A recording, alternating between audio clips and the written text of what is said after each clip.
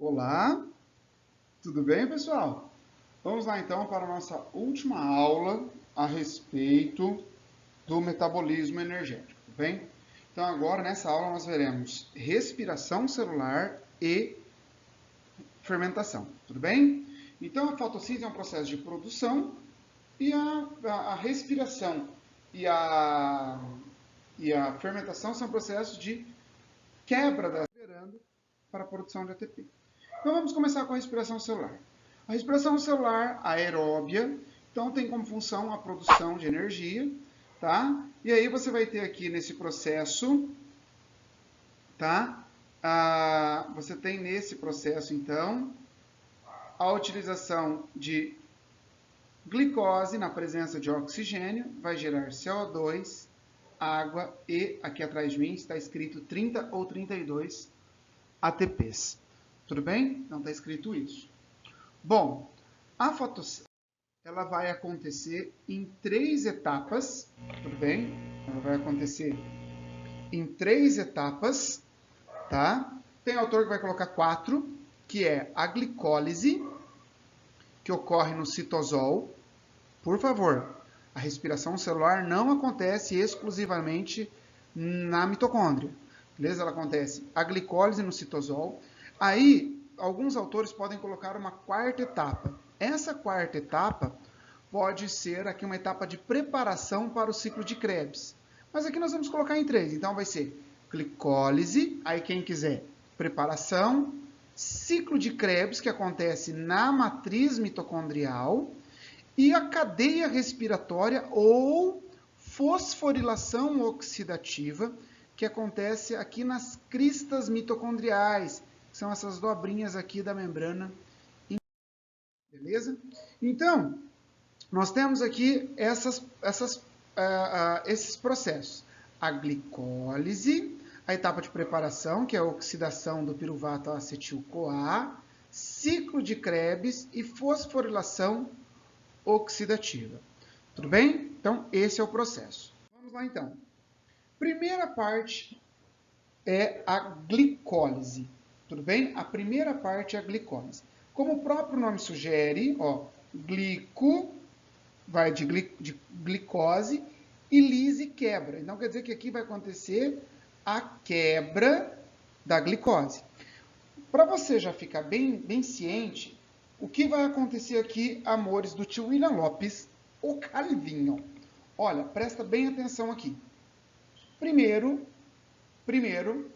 a glicose ela vai ser degradada a 2 moléculas de piruvato. Então, essa é a ideia. Perfeito? Então, uma molécula de 6 carbonos vai ser quebrada, né? Em 2 moléculas de 3 carbonos, que são piruvatos. Aqui são 10 reações. Nunca vi cair todas as reações em vestibular, mas são 10 reações. Beleza? O que tem que ficar claro? No início dessas reações, ocorre o investimento de 2 ATP. Perfeito? Porém, depois vai ocorrer a formação de 2 NADH, que são transportadores, lembra lá do começo da aula, não é?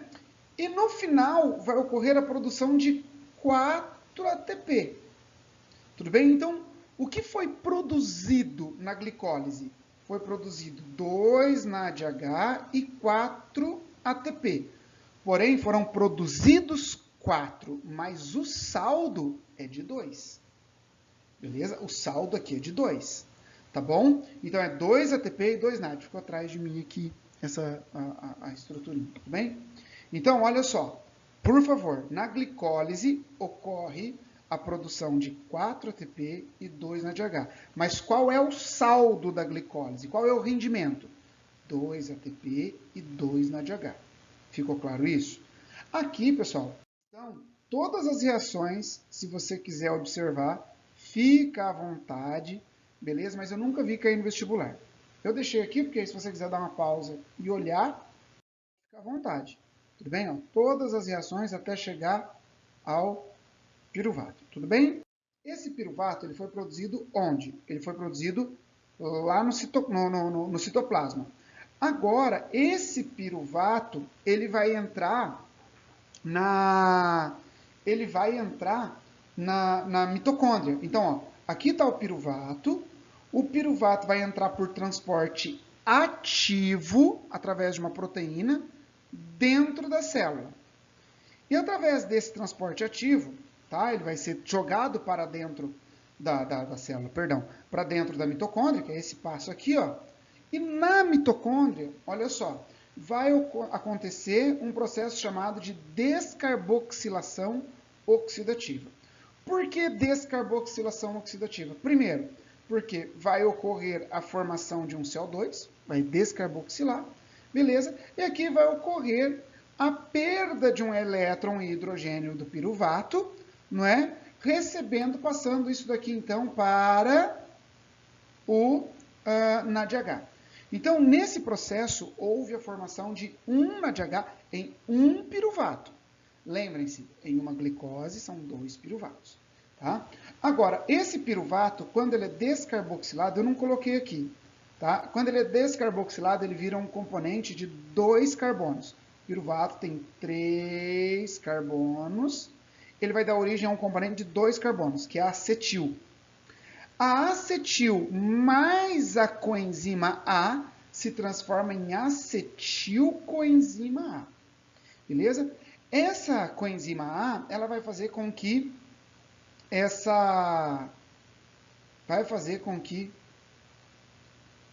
esse acetil consiga entrar no ciclo de Krebs.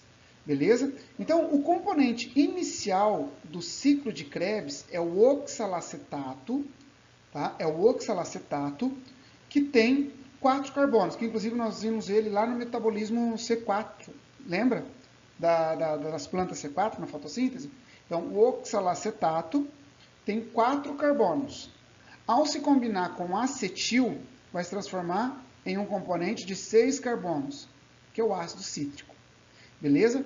Esse ácido cítrico agora vai passar por uma sequência de reações e vai ocorrer a formação de diversas substâncias, diversos componentes, como, por exemplo, vai ocorrer a formação de 1 ATP, vai ocorrer a formação de 3 NADH, vai ocorrer a formação de 1 FADH e vai ocorrer a formação de CO2.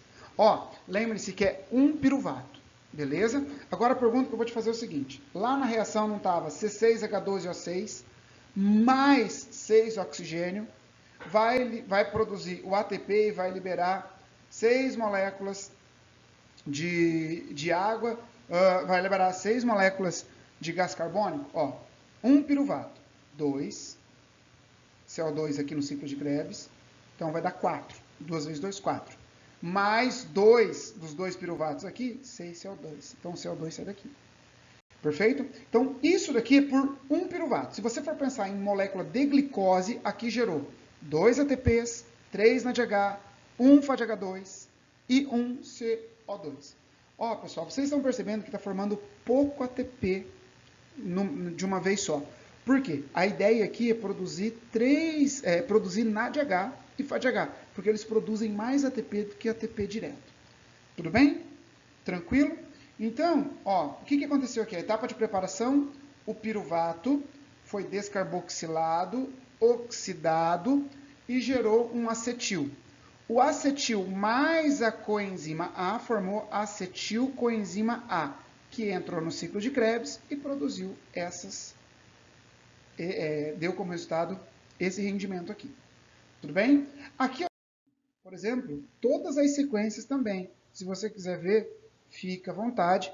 Não lembro de ter sido cobrado isso aqui alguma vez assim em vestibular. Perfeito? Então, por isso que eu não fico me batendo muito nisso daqui, porque eu não lembro muito de ter caído em prova vestibular isso. Mas está aqui para você, caso você queira dar uma olhadinha, dar um pause, olha, mas não precisa ficar perdendo muito tempo com isso aqui não, tá bom? O que é importante? Olha só, agora vai acontecer a cadeia respiratória, beleza? Ou fosforilação oxidativa. Aqui está a membrana externa da mitocôndria e aqui está a membrana interna da mitocôndria, é a crista mitocondrial. E aqui no meio está o espaço intermembrana ou espaço intermembranoso, pode ser chamado. E aqui você vai ter a participação de diversas enzimas, tá? Aqui. Então aqui, para você ter uma ideia, eu enumerei aqui para você, né? Ó, esse aqui é a NADH desidrogenase, aqui é succinato desidrogenase, esse Qzinho aqui é a ubiquinona, aqui o citocromo BC, aqui o citocromo C e aqui citocromo oxidase. E essa daqui, ATP sintetase. Beleza? Então, essa é a fosforilação oxidativa. Como acontece? O NADH, ele chega até... Deixa eu apagar isso aqui. O NADH, ele vai chegar até a NADH desidrogenase. E aqui, ele vai liberar o NAD e vai liberar H+. Perfeito? Tudo bem? E vai liberar o elétron para cá. Aqui também, assim como lá na fotossíntese, vai ser o transporte da cadeia de elétrons. Sempre um transportador de elétron, ele tem mais afinidade que o anterior. Então, por exemplo, aqui está, quando esse elétron passa pela NADH desidrogenase, ele força a passagem de H+ para o espaço intermembranoso, aqui. Beleza? Vai forçar a passagem desse H+. Tá? Agora, o que vai acontecer? Então, ele força a passagem de um H+. Tudo bem? NADH vai forçar a passagem de um H+ aqui. Tá? Aí, meus queridos, esse cara aqui é a succinato desidrogenase, vai passar, por exemplo, agora não tem o elétron, não vai passar aqui, o elétron ele vai passar para a ubiquinona, que é um transportador pequeno. Então, quer dizer, a ubiquinona está com mais afinidade que a NADH desidrogenase. O citocromo BC está com mais afinidade pelo elétron do que a ubiquinona, então ele atrai para cá. Quando ele passa para cá, ele vai forçar a passagem de H+. Esqueçam esses 4 para cá, tá? Por favor, que eu não sei que conta que ele colocou aí. Tá? Mas esqueça isso aqui. Pensa só no H+, tá bom? Então, aqui nós temos o seguinte. Vai forçar a passagem de H+, para o espaço intermembrano. E esse elétron continua passando. Ele vai passar pelo citocromo C. E o último aceptor de elétrons aqui na cadeia é o citocromo oxidase. E aqui nesse citocromo oxidase, ele também força a passagem de H+ para o espaço intermembranoso. Perfeito? Então, agora, esse elétron, já todo cansadinho, ele vai ser atraído pelo oxigênio. Então, esse elétron mais o oxigênio mais 2H+, vai formar quem? Água. Então, por que é chamado de respiração oxidativa? Respiração aeróbia? Porque o oxigênio é o último aceptor de elétrons. É por isso, beleza? Ele é o último aceptor de elétrons. Tá bom? Agora, presta atenção numa coisa.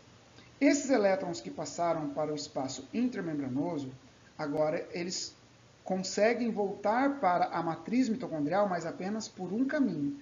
Então, ele vem para cá, olha só, ele vem e consegue sair apenas pela ATP sintetase. E quando esse H+, ele volta para cá,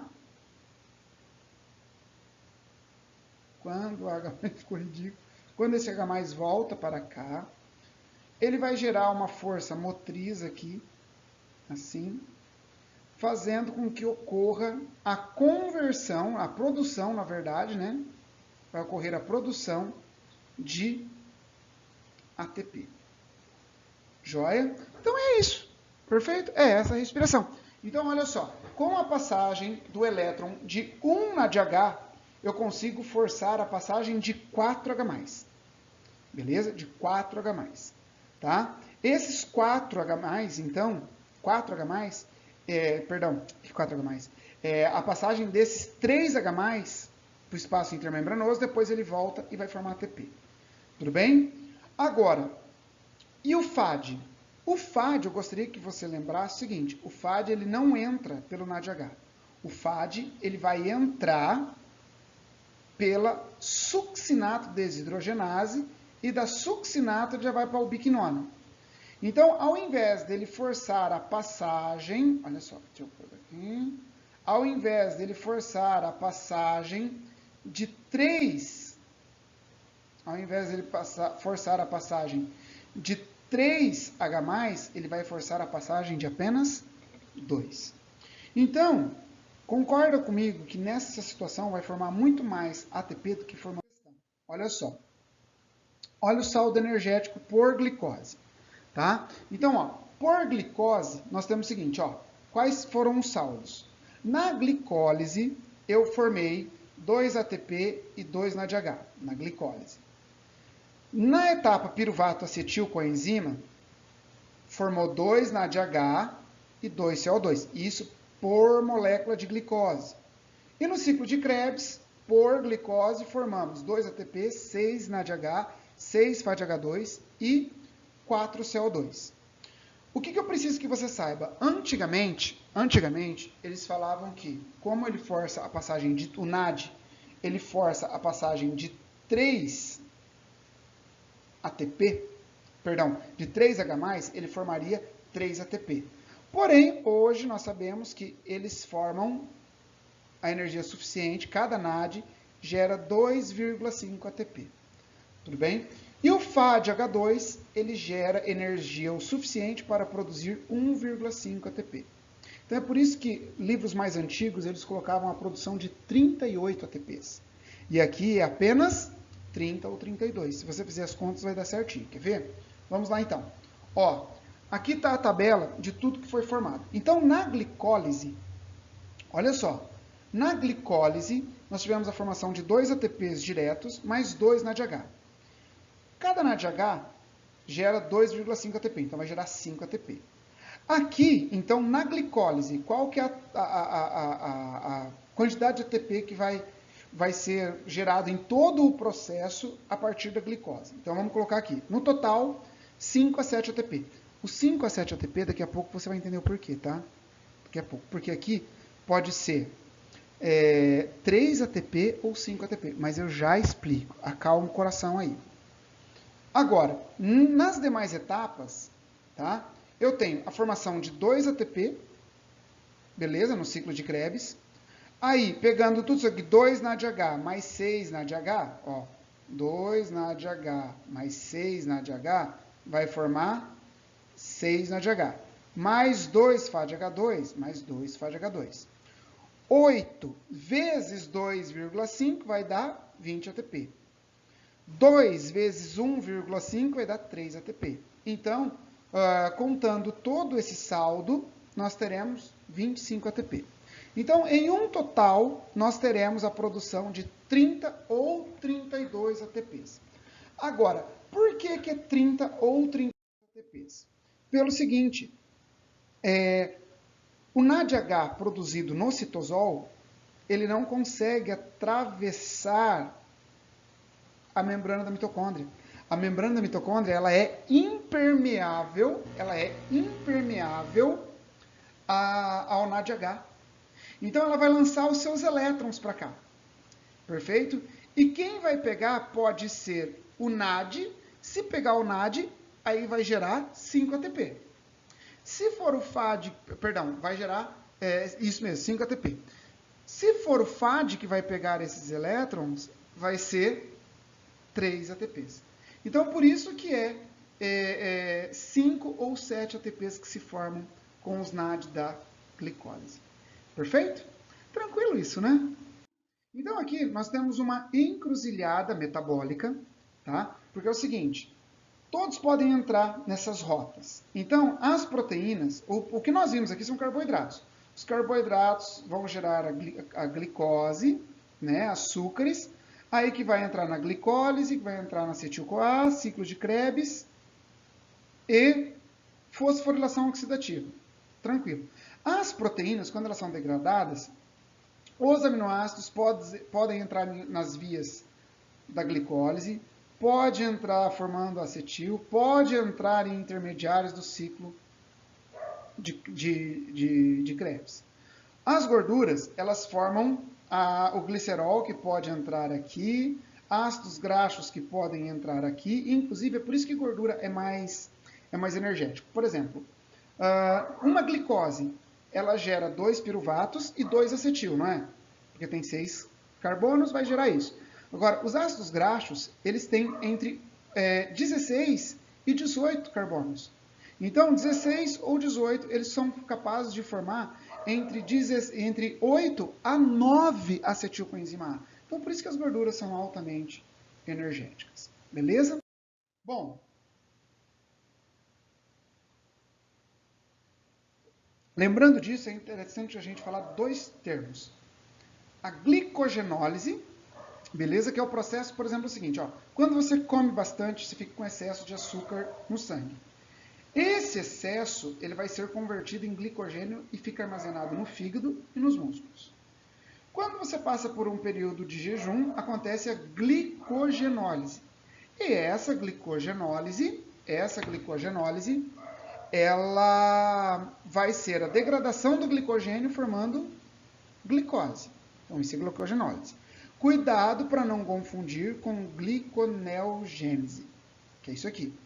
A gliconeogênese, pessoal, ela é um processo que produz carboidratos a partir de precursores não glicídicos. Perfeito? Então, vai produzir carboidrato a partir de componentes que não são carboidratos, como, por exemplo, lactato, piruvato, glicerol, aminoácidos.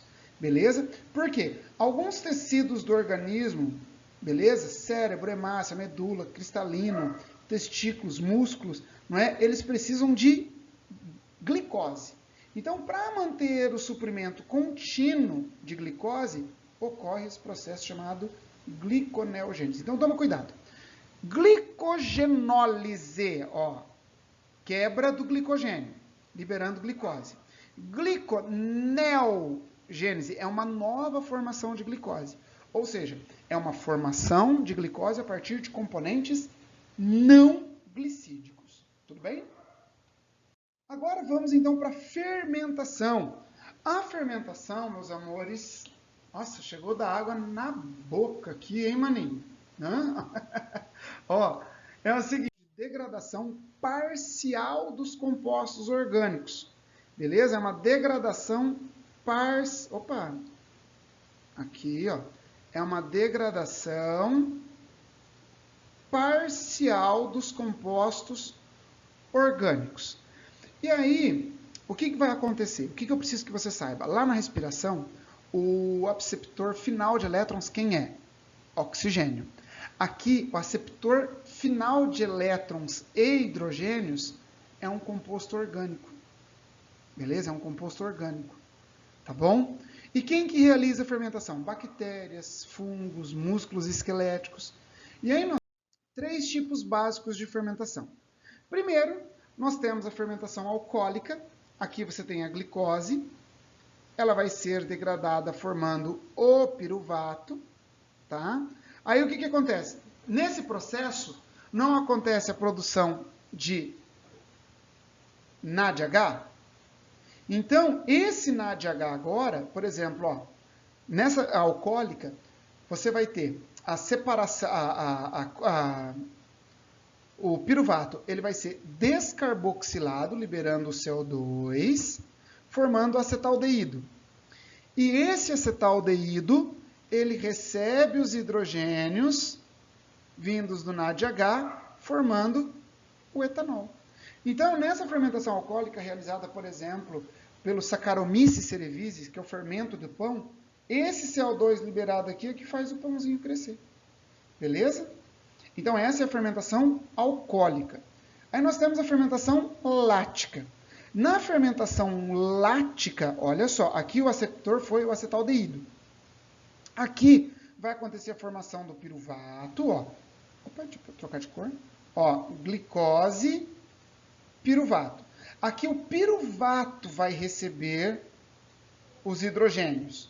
perfeito? Sendo convertido em lactato ou ácido lático, tudo bem? Então, esse cara aqui vai formar, então, o lactato, por isso é a fermentação lática, que algumas bactérias, por exemplo, elas realizam e são utilizadas para a produção de queijos, por exemplo, iogurtes, né? E a fermentação acética, em que ocorre a fermentação, depois que aconteceu a produção do álcool, tá? A bactéria, por exemplo, do gênero Acetobacter, ela consegue espontaneamente fermentar o etanol, beleza? Aqui, converter o etanol em ácido acético. Então, ela oxida o etanol, transformando ele em ácido acético. Perfeito? Então, é por isso que, às vezes, quando você abre uma garrafa de vinho, ela fica muito tempo aberta, né? O pessoal fala, ah, virou um vinagre. E é isso mesmo, porque ela fermenta. Então, assim, nós fechamos essa parte de metabolismo. Aqui também está, né? Como todas as aulas eu estou colocando agora, eu coloco a referência que foi utilizada. Assim, nós fechamos esse conteúdo de metabolismo. Beleza? Um grande abraço, espero que tenham gostado, pessoal.